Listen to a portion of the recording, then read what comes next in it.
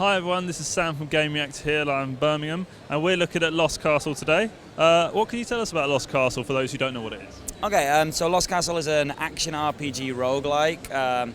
It's inspired by games like Streets of Rage, Rogue Legacy, and Dark Souls. It's developed in China and is actually China's #1 indie game at the moment. We've been selling really well out there, and from the 1st of September we left early access with a fully localized version and launched in the West. And this is our first showcasing of the game in like a big Western show, so it's quite exciting.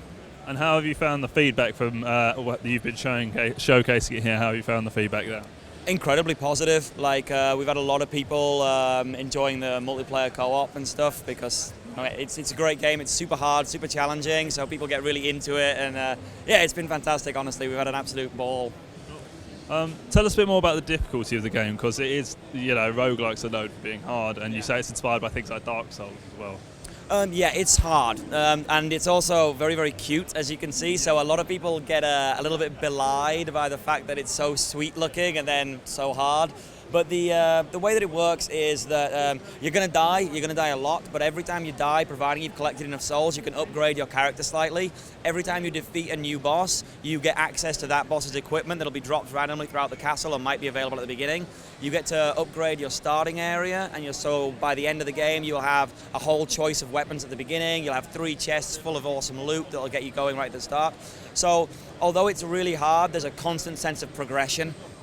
We really didn't want gamers to feel like they were just doing the same thing again and again and again. Like other games have done that really, really well. Like Gungeon, for example, does that amazingly. But we didn't think that would work for a game of this style because it's a little bit slower. So we wanted the gamer to really feel like every run had consequence, and that seems to be what we have accomplished. So people get the skills they want, they get the weapons they want, and every time they play, it feels like they're moving forward. With upgrades and equipment, would you say there's a lot of depth to the game then? Yeah, huge amounts. I mean, if you can have, so we've got we've got shotguns, mages' staffs, spears, great swords, and sword and shield as our base weaponry.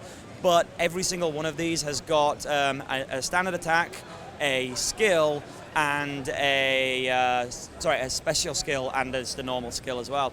So there's 3 different attacks for each weapon, and these can be all completely different. So you can have one shotgun that will shoot out like grenades. You can have another shotgun that'll shoot out like a flamethrower. Like my personal favorite weapon is a baby dragon that's been turned into a shotgun, and you fire it like a shotgun and it shoots flames, but then you can use it as a flamethrower, or you can use it as a grenade launcher as well.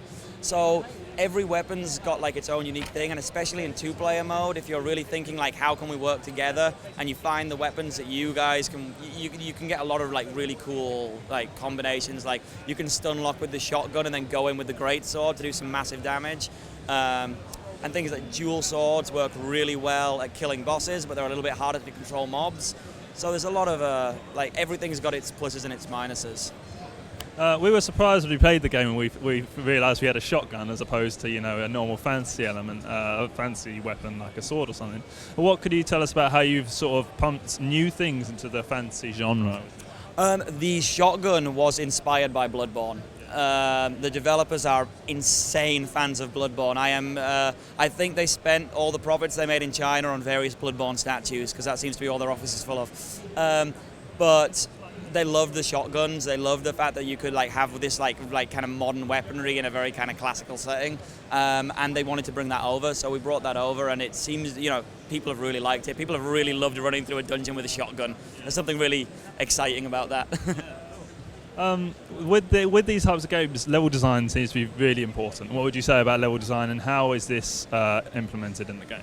Yeah, the most difficult thing is to have the levels so that they're varied, but also that like it doesn't get either like too congested or too similar, and also like too much variety can also be a bad thing, because like you want to have like an idea of what you're going to be facing, even if you don't know exactly what you're going to be facing. So we did a lot of play testing, like putting in various enemies and scattering them around and finding out what people thought. Like, because initially we had it so that Like there was a much greater variety of enemies in the first stage, and people actually really didn't like that because they felt like, you know, they died immediately, and because that's what you do in this game. The first time you play it, you're going to die quickly, and then they'll go, okay, I got this. I'll kit myself out for that, and then they had something completely different, and they were like, this game is just impossible. So there's this real, like, people want variety, but too much variety, and you can't prepare. So it's a real balancing act. In terms of the campaign, how much content would you say is there in terms of the core narrative?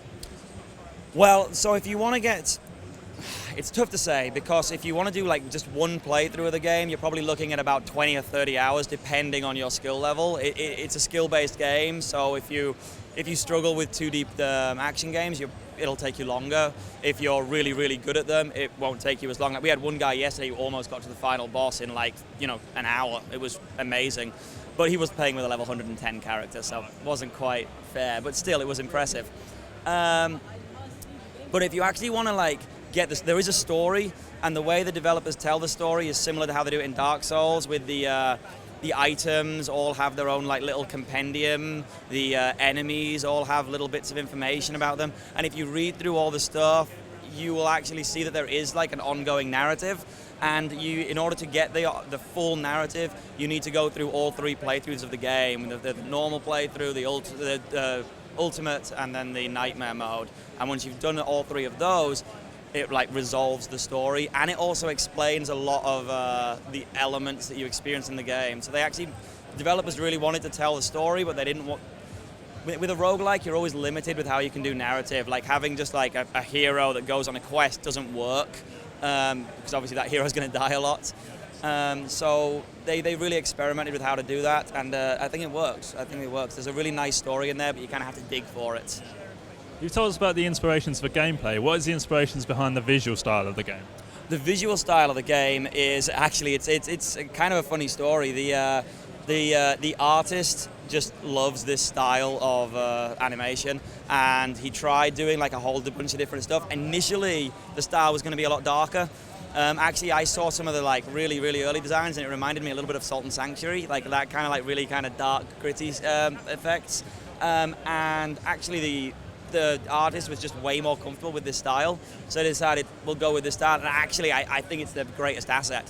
And it's all hand-drawn. Like everything you look at is hand-drawn. All the animations are hand-drawn. Like it's 100% hand-drawn by this one dude in China who, I mean, he's just incredible. I've never met a guy who can draw as quickly or as beautifully as he can. And what are the plans for the future of Lost Castle? So we have our online multiplayer that will be coming out any week now. We're just ironing out the bugs right now. We're in closed beta, so we're super psyched about that. So online multiplayer will be coming out soon, and then we're going to be moving on to console ports. And then after that, it's going to be a case of deciding whether we want to add more modes or anything like that. That's a conversation for a later date, but I do know there's a lot of interest in adding some more modes. We do have plans to add like a few more equipment sets, and maybe another boss or 2, but content updates are going to be smaller until we get the console port done. Thank you very much for your time. Yeah, no problem. Thank you very much.